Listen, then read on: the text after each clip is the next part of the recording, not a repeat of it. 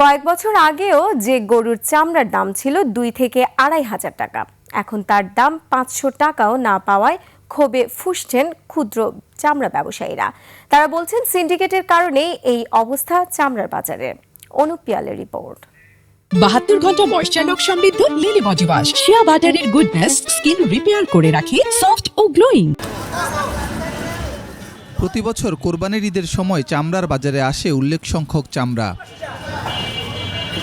কোরবানির পশুর এই চামড়া কেউ কেউ ইতিমখানা বা মাদ্রাসা শিক্ষার্থীদের জন্য দানও করে থাকেন। এই চামড়ার যে টাকাটা, এটা বিক্রিত টাকা একমাত্র তাদের খাবার খরচ, মাসিক খাবার খরচ এবং তাদের আবাসন ইত্যাদি যেই খরচ, সেই কাজেই আসলে ব্যয় করা হয়। রাজধানীর বিভিন্ন পয়েন্টে বসেন ক্ষুদ্র চামড়া ব্যবসায়ীরা। তারপরে এসব চামড়া সংগ্রহ করার পর বিক্রি করেন লেদার কোম্পানির কাছে, কিন্তু আক্ষেপ করেন চামড়ার ন্যায্য দাম না পাওয়ায়। অনেক কম। আমরা তো মনে করেন আরো 4 বছর 5 বছর আগে একটা চামড়া 2,000 2,500 করে বেচছি। বলে যে 55-50, কিন্তু বাস্তব কথা হইছে ওনারা যেই রেট দেয় ওই রেটে কিনে না।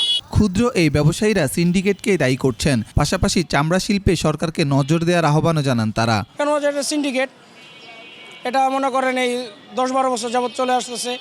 যেমন 2010 সালে 11 সালে যেমন যে চামড়া 5,000-6,000 টাকা বিক্রি করছে, এই চামড়া এখন আসা বছর 300-400 এরকম। সরকারের কাছে অনুরোধ যে চামড়া ব্যবসায়ীদেরকে কোনো লোন দিবেন না, তারা তাদের ঘরের বউ বাল বাচ্চা স্বর্ণ বেচে ব্যবসা করব।